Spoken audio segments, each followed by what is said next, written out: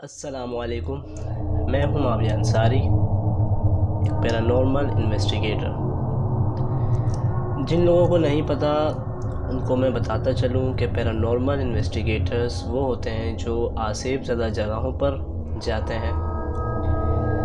हमें फेसबुक पे, यूट्यूब पे और बज़रिया ईमेल हमें बताया जाता है कि फ़लाना जगह पे आसेबी मामलात हैं, गैर मरई मखलूक आबाद है।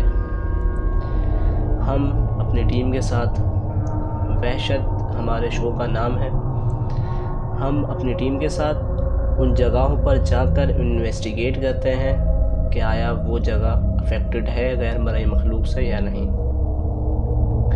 इसके साथ साथ हमने एक शो का आगाज़ किया है जिसमें हम अपनी ज़ाती ज़िंदगी में होने वाले ऐसे पुरअसरार वाक़यात का ज़िक्र करेंगे आपके साथ। इसके अलावा आप भी हमें अपनी ज़िंदगी में होने वाले ऐसे वाक़यात जिन्होंने आपकी ज़िंदगी पर बहुत ज़्यादा गहरे असरात मुरतब किए हैं, ऐसी हॉन्टेड स्टोरीज़, हॉन्टेड वाक़यात आप हमें नीचे दिए गए ईमेल एड्रेस पे सेंड कर सकते हैं और हम आपका नाम लेकर आपकी स्टोरी, आपके वाक़यात इस शो में लोगों को बताएंगे। तो आज मैं आपके साथ अपनी ज़िंदगी में होने वाले वाक़यात में से एक छोटा सा वाक़या शेयर करूंगा। तो बिना वक्त ज़ाया किए मैं अपने वाक़ये की तरफ बढ़ता हूं और आपको अपनी वो हॉरर स्टोरी सुनाता हूं। तो स्टोरी कुछ ऐसी है कि ये उन दिनों की बात है जब मैं क्लास 8th में था और समर वेकेशंस स्टार्ट हो चुकी थी। तो मैं और मेरा दोस्त, हम दोनों नेबर्स थे। मैं ग्राउंड फ्लोर पर रहता था, वो मेरे बराबर वाले घर में सेकंड फ्लोर पे डबल स्टोरी में रहता था। तो हमने कुछ इस तरीके से प्लान किया कि हम फजर की नमाज़ बाजमात पढ़ें और उसके बाद, क्योंकि एक लड़कपन था, तो मेरे दोस्त के वालिद साहब की बाइक वो लेकर आता था और मुझे वो अपनी वालिद साहब की बाइक चलाना सिखाता था।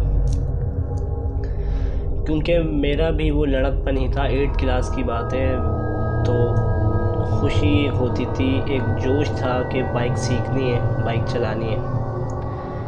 तो हमने इस तरीके से प्लान किया कि हम सुबह फजर की नमाज़ भी बाजमात पढ़ लें और उस वक्त ट्रैफिक भी मामूल से काफ़ी हद दर्जे कम होती है, ना होने के बराबर होती है। तो हमने सोचा कि उस दौरान बाइक सीखना रोड्स पर या तो उस वक्त रोड्स पे ट्रैफिक मामूल से हद दर्जे कम होती है, इनफैक्ट ना होने के बराबर होती है।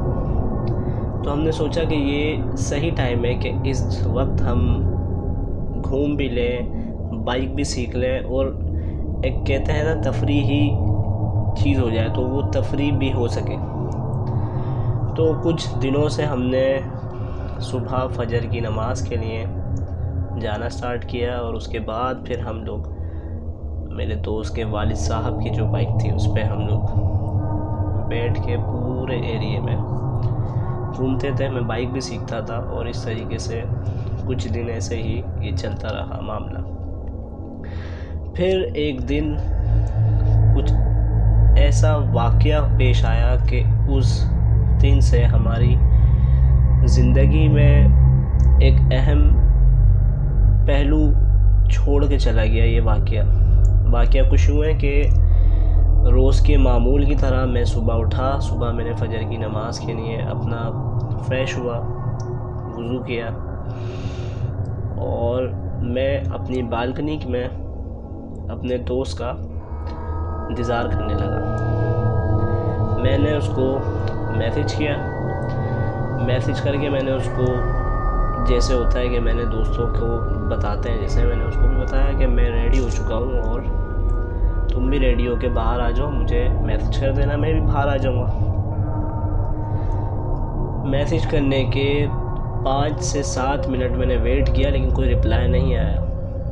तो मुझे लगा कि शायद मेरा दोस्त उठा ही नहीं है आज। तो पता करने के लिए मैंने उसको कॉल की। जब मैंने उसको कॉल की तो कॉल मेरे दोस्त की वालिदा ने उठाई और मेरी दोस्त की वालिदा ने काफ़ी सख्त लहजे में कहा कि आज के बाद तुम लोग फजर की नमाज में बाहर नहीं जाओगे।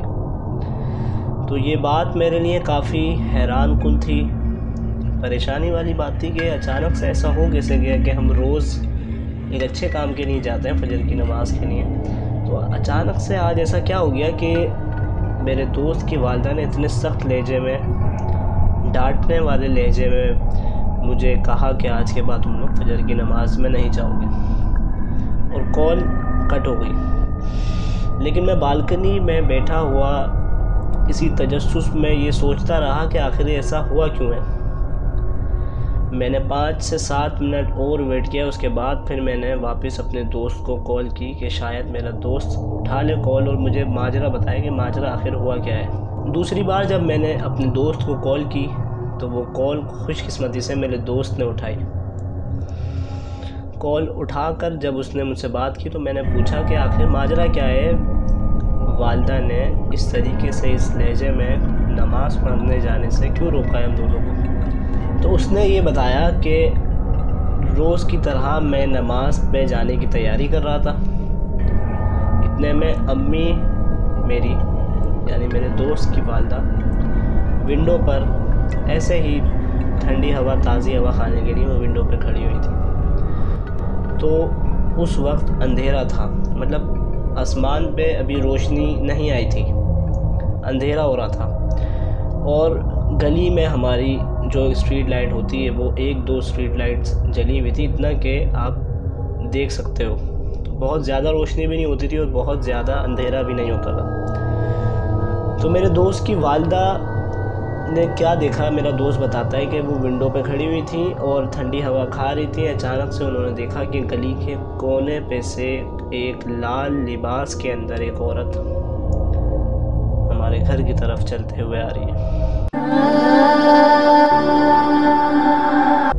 ये बात सुनने की थी और मेरे पैरों में से ज़मीन निकल गई कि इस वक्त एक औरत लाल लिबास के अंदर, दुल्हन का लिबास, उसने बताया था कि दुल्हन का लाल लिबास, एक औरत ज़ेब तन करते हुए गली के कोने से इस तरफ हमारे घर की तरफ आ रही है। हमें नहीं पता था, ये बात हमें बाद में पता लगी कि वो पिछल फेरी थी। पिछल फेरी अगर आप लोगों को नहीं पता तो मैं बताता चलूँ। पिछल फेरी उसे कहते हैं जो रात में दुल्हन के लिबास में घूमती है। इसकी निशानियाँ बताते हैं कि इसके पैर उल्टी तरफ होते हैं, मुखालिफ सिमत उसके पैर होते हैं, ये उसकी एक निशानी बताते हैं बड़े बुजुर्ग हमारे। तो वो औरत गली के कोने से हमारे घर की तरफ चलते हुए आ रही है और दरवाज़ों में से झांकते हुए आ रही है। उसका सिर्फ मेरे दोस्त का ये बताना था और मेरे दिमाग में सबसे पहले ये बात आई कि मैं अपनी बालकनी में अपने मेन गेट के सामने बैठा हुआ हूँ। इस मेन गेट के सामने जो साइड में से एक स्पेस, एक डिस्टेंस छूटा हुआ है, अगर कोई बाहर से झांके तो मैं साफ उसको दिखूँगा।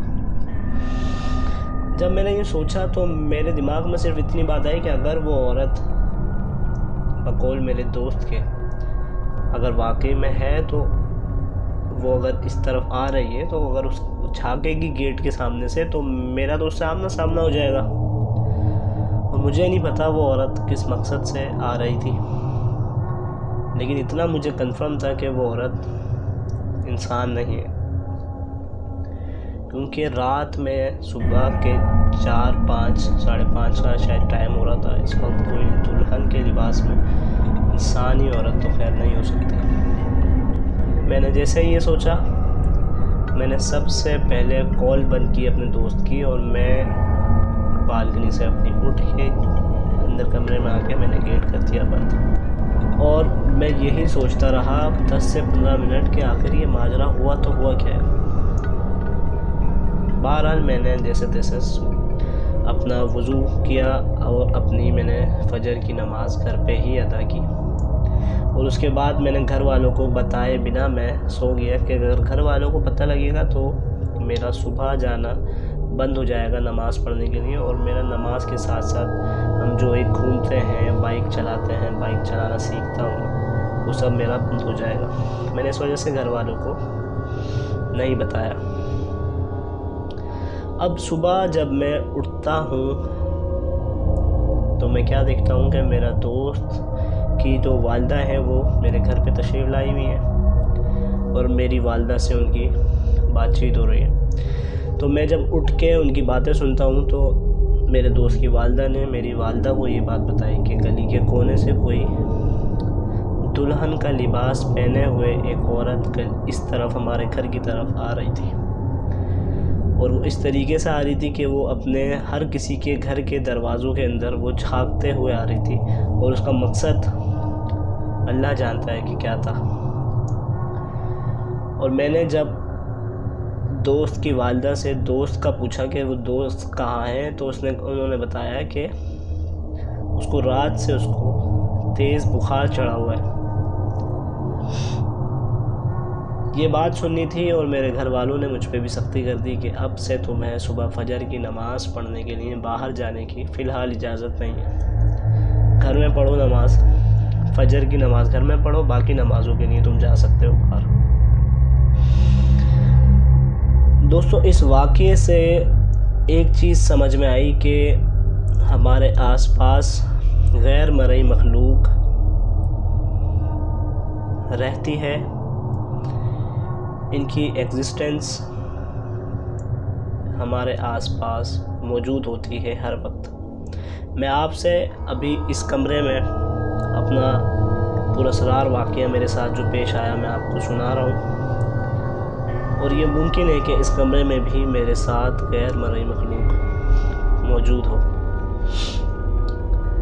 अल्लाह ताला ने इस मखलूक को इंसानों से पहले इस दुनिया में भेजा गया था, लेकिन इस मखलूक की शरारतें, इस मखलूक की बदकारियाँ और इस मखलूक की एक दूसरे के साथ नाइंसाफ़ियों ने इस मखलूक को वादियों की तरफ धकेल दिया। अल्लाह ताला ने जब इंसान को इस दुनिया में भेजा तो इस मखलूक को पहाड़ों की तरफ, वीरान वादियों की तरफ धकेल दिया गया, क्योंकि इंसान की आबादी अब इतनी बढ़ चुकी है, इंसान हर जगह पर रिहाइश पजीर हो चुका है, तो ये मखलूक भी इंसानों के काफ़ी करीब आ चुकी है। जैसा कि आप जानते हैं, ये मखलूक गंदगी वाली जगहों पर रहना पसंद करती है, और आज के इस दौर में हमारे हर घर में, हर कमरे में अटैच बाथ मौजूद है। इसीलिए नबी करीम सल्लल्लाहु अलैहि वसल्लम ने हमें बैतुल खला में जाने की दुआएं सिखाई हैं। हमें इन दुआओं की पाबंदी करनी चाहिए ताकि हम अल्लाह ताला के हिफ्ज़ व अमान में आ सके इस मखलूक से। आप मुझे कमेंट करके बता सकते हैं कि आपको मेरा ये वाक़या कैसा लगा। अपना फ़ीडबैक ज़रूर दीजिएगा कमेंट्स के अंदर। अगर वाक़या पसंद आए और मज़ीद वाक़यात मेरी ज़िंदगी के मुताल्लिक़ अगर आप सुनना चाहते हैं, इसके अलावा आपके साथ अगर कोई ऐसा पुरअसरार वाक़या पेश आया है आपकी ज़िंदगी के किसी भी मुकाम पे, तो हमें नीचे दिए गए ईमेल एड्रेस पे सेंड कर दीजिएगा। हम आपका नाम लेकर इस वाक़ये को अपने शो का हिस्सा बनाएंगे। लाइक कीजिएगा, शेयर कीजिएगा, कमेंट्स कीजिएगा, और इसी अपनेपन के साथ मैं आपसे इजाज़त चाहता हूँ। आपका अपना होस्ट, आपका दोस्त मावी अंसारी को दुआओं में याद रखिएगा। अल्लाह हाफ़िज़।